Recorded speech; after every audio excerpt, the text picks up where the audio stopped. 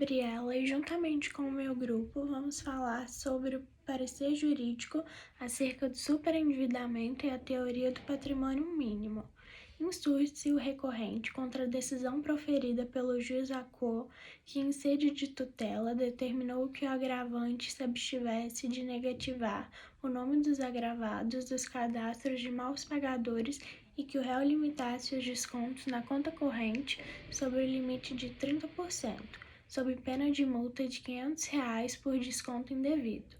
Se trata de uma decisão do juiz acerca de um agravo de instrumento, recurso este que se interpõe a uma decisão interlocutória de extrema importância para a compreensão do direito das obrigações em uma forma prática. A decisão do relator está baseada na ideia de que o cobrador deve cobrar a dívida, mas deve fazê-la sem causar prejuízos desproporcionais ao devedor, visando a possibilidade de riscos sobre a sobrevivência e a dignidade humana. Assim, emite-se da aplicação da teoria do patrimônio mínimo por parte do relator. Afinal, a mesma tem como função garantir a manutenção do princípio da dignidade humana, conforme impõe a Constituição Federal. Nesse agravo de instrumento do desembargador Marcelo Marinho, ele determina que a relação entre credor e devedor, a forma dela não é inválida, não podendo, então, a devedora alegar descontrole financeiro como forma de fugir da sua obrigação.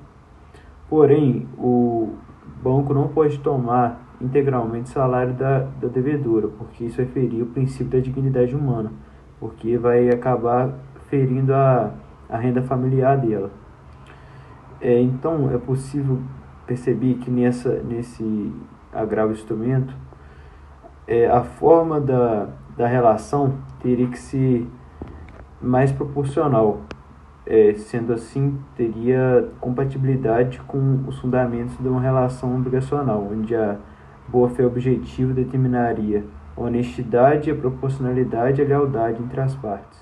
Bem, levando em conta tudo que o Arthur disse, ao analisarmos o agravo de instrumento, nós percebemos que o relator Marcelo Marinho ele utiliza como um pilar de toda a sua estruturação argumentativa a teoria do patrimônio mínimo. Bem, mas o que seria a teoria do patrimônio mínimo? A teoria do patrimônio mínimo traz a ideia de que é fundamental a criação de mecanismos que busquem garantir a manutenção de um mínimo patrimonial sobre o qual não possa ser infringida a cobrança de dívida. Bom, esse entendimento remonta de uma série de evoluções que começaram na Roma Antiga. Na Antiga Roma, a cobrança de dívidas ela podia se infligir tanto sobre o patrimônio do devedor, tanto sobre a pessoa do devedor. Dessa forma, haviam casos em que o devedor ele podia se tornar escravo do credor. Com o tempo, surgiu-se o entendimento de que a cobrança ela poderia ser infligida sobre, no máximo, o patrimônio do devedor, a fim de não ir de encontro aos seus direitos e às suas liberdades. Porém, esse entendimento também tinha problemas. Dessa forma, nós chegamos na atual concepção.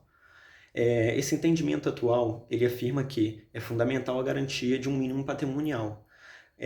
Afinal de contas, caso esse mínimo patrimonial fosse retirado, seria retirado também o núcleo fundamental para a sobrevivência do devedor.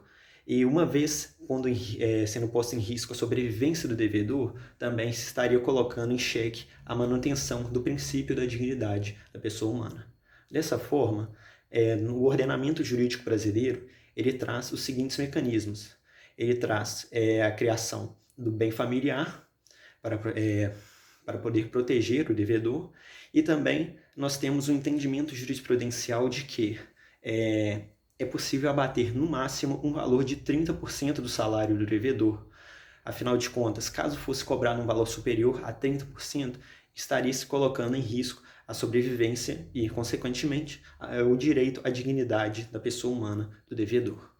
Então, gente, dando continuidade ao que o Enzo falou, eu vou acrescentar o que é o superendividamento e também falar um pouco das leis e do patrimônio mínimo. O superendividamento ocorre quando um consumidor acumula dívidas que ultrapassam a sua capacidade de pagamento, devido a fatores como desemprego, doenças ou divórcio.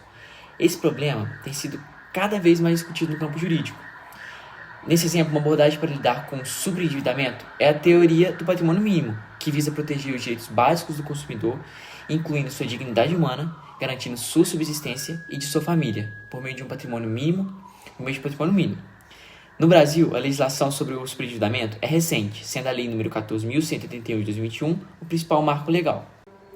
Essa lei tem o objetivo de prevenir o superendividamento através de medidas como educação financeira, conscientização do consumidor e a orientação para o consumo consciente.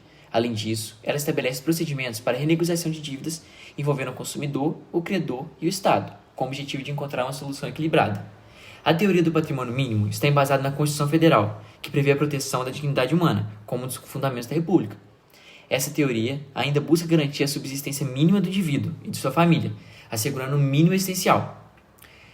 O artigo 557 do Código de Processo Civil também é relevante, pois permite uma solução rápida e eficiente para recursos manifestamente inadmissíveis ou improcedentes, evitando que o processo se arraste indefinidamente e agrave a situação do consumidor superendividado. Nesse sentido, os artigos 5 e 6 da Lei 10.820 de 2003 também são importantes, pois estabelece limites para os descontos em folha de pagamento de empréstimos consignados, com o objetivo de evitar o endividamento excessivo por parte dos trabalhadores. O artigo 5 determina um limite máximo de 35% do salário líquido para os descontos, enquanto o artigo 6 estabelece um prazo máximo de pagamento de 96 meses para os empréstimos consignados. Essa combinação dessas leis e conceitos jurídicos contribui para a prevenção e enfrentamento do superendividamento, garantindo a proteção dos direitos dos consumidores e promovendo a dignidade humana. Levando em consideração tudo que já foi exposto até agora, se torna imprescindível recorrer a outra fonte do direito, que é a jurisprudência, principalmente quando se trata a respeito do superendividamento e da teoria do patrimônio mínimo, porque no Brasil não existe uma legislação que trate a respeito do superendividamento em si, porque a legislação aqui no Brasil tem um foco maior na sua prevenção e não no superendividamento por si só. Então, é muito importante que uma série de decisões já tomada pelo Poder Judiciário seja levada em consideração, porque isso vai trazer uma maior segurança jurídica para a população brasileira e isso traz uma linha de decisões mais coesa também. E é muito importante ressaltar que na maioria das decisões do Poder Judiciário acerca do superendividamento e da teoria do patrimônio mínimo, nessas decisões, o mínimo existencial da pessoa, os princípios basilares da Constituição Federal de 1988 são postos em primeiro plano acima de qualquer dívida, de qualquer mora, de qualquer superendividamento.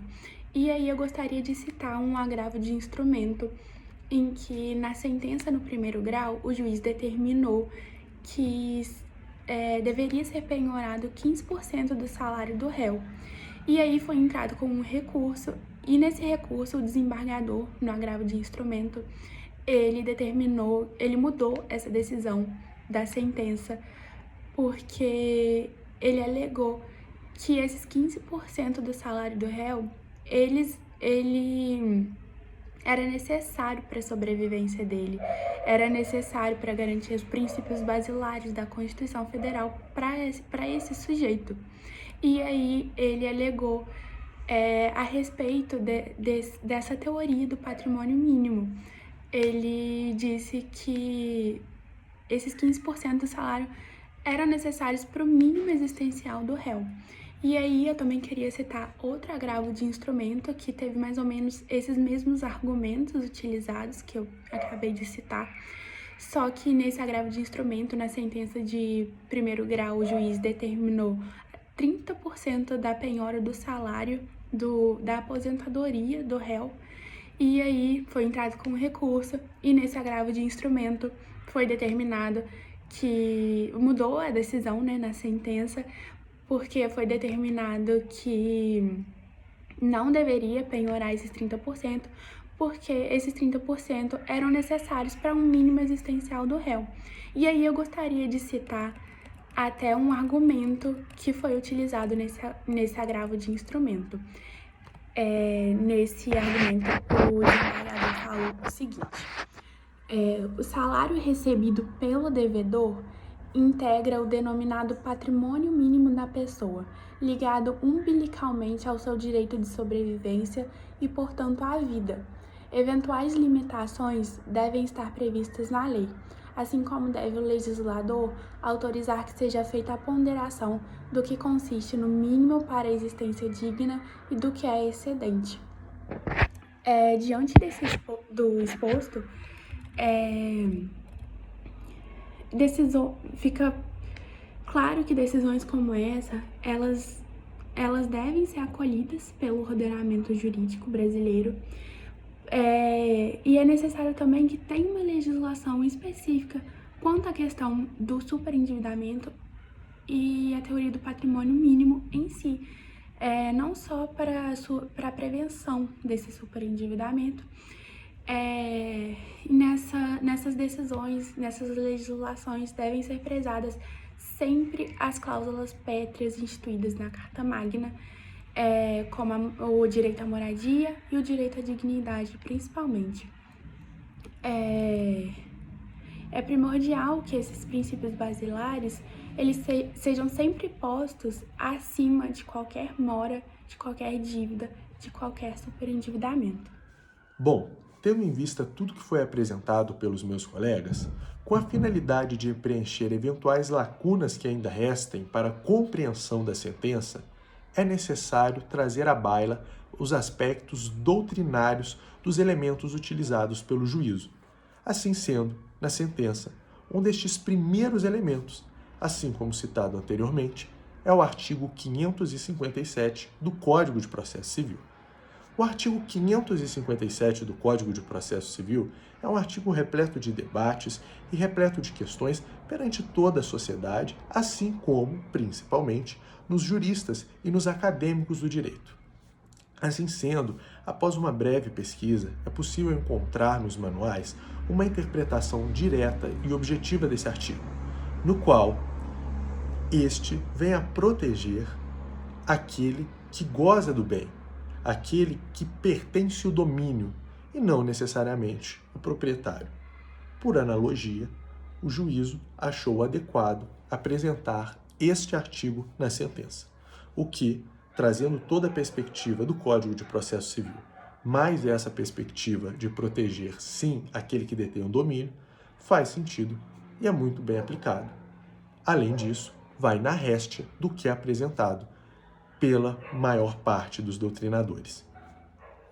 Dando continuidade ao que já foi apresentado no trabalho e complementando o que já foi colocado pelo meu amigo Luar, faz-se necessário expor que é firmado o entendimento uníssono entre tribunais e doutrinadores sobre o teto de 30% do desconto da folha de pagamento dos trabalhadores, aposentados e pensionistas.